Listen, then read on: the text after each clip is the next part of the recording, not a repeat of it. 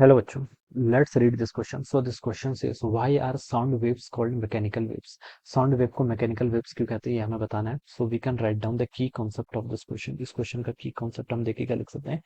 Sound waves लिख लीजिए. चलिए क्या लिख लीजिए? Sound wave. Alright. Sound wave देखिए क्या होती है.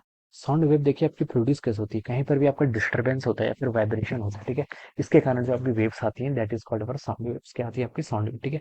किसी भी वाइब्रेटिंग सोर्स के कारण क्या होती है आपकी साउंड वेव प्रोड्यूस होती है. ओके. साउंड वेव्स की देखिए प्रॉपर्टीज होती है कि जो आपकी साउंड वेव होती है this is a longitudinal wave. कैसी वेव है?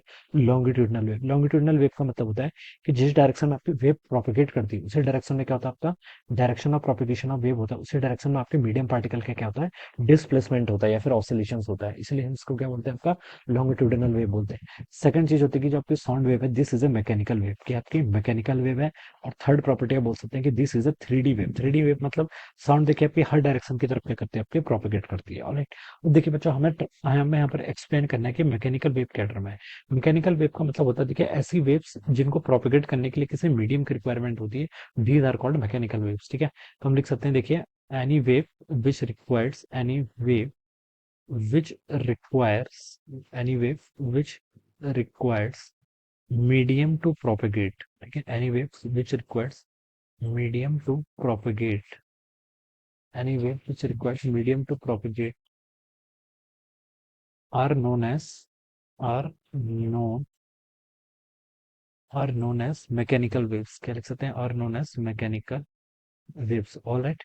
So any wave which requires medium to propagate are known as mechanical waves. उन्हें क्या हम क्या बोलते हैं आपका उसे हम क्या बोलते हैं आपका मैकेनिकल वेव्स बोलते हैं. ठीक है. जिसको ट्रेवल करने के लिए किसी मीडियम की रिक्वायरमेंट होती है जैसे साउंड वेव. ठीक है. साउंड वेव को देखिए किसी मीडियम की रिक्वायरमेंट होती है जैसे हम वैक्यूम में बोलते हैं. ठीक है. वैक्यूम या फिर स्पेस में चले जाते हैं तो वहां पर हम एक दूसरे की साउंड नहीं सुन सकते. क्यों नहीं सुन सकते? Because there is no medium. वहां पर क्या आपका कोई मीडियम नहीं है. कोई मीडियम नहीं होगा तो साउंड वेव आपके एक पॉइंट से दूसरे पॉइंट पर क्या करेगी ट्रेवलिंग. साउंड वेव के प्रोपिगेट करने का बेसिक फिनोमेना क्या प्रोपिगेशन होता है किसका जो आपके मीडियम पार्टिकल होते हैं. और अगर मीडियम पार्टिकल ही नहीं होंगे तो डिस्प्लेसमेंट नहीं होगा. डिस्प्लेसमेंट नहीं होगा तो साउंड वेव हम एक जगह से दूसरी जगह नहीं एक सुन सकते हैं. ऑलराइट. ऐसे हम बता सकते हैं. ओके. तो जिस वेव को ट्रेवल करने के लिए आपकी मीडियम की रिक्वायरमेंट होती है उसे हम क्या बोलते हैं आपका मैकेनिकल वेव होते हैं. ठीक है.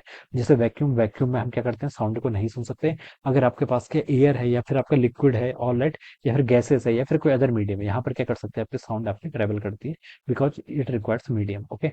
so this is the answer of this question. why are sound waves called mechanical waves? तो हम बोल सकते हैं कि mechanical waves are the waves which requires medium to propagate. ठीक है. जिसको प्रोपेगेट करने के लिए मीडियम की रिक्वायरमेंट होती है उसे हम क्या बोलते हैं आपका मैकेनिकल वेव्स बोलते हैं. और साउंड वेव में क्या होता है आपके डिस्टर्बेंस प्रोड्यूस होते हैं किसमें मीडियम पार्टिकल में. Okay. So this will be the answer of this question.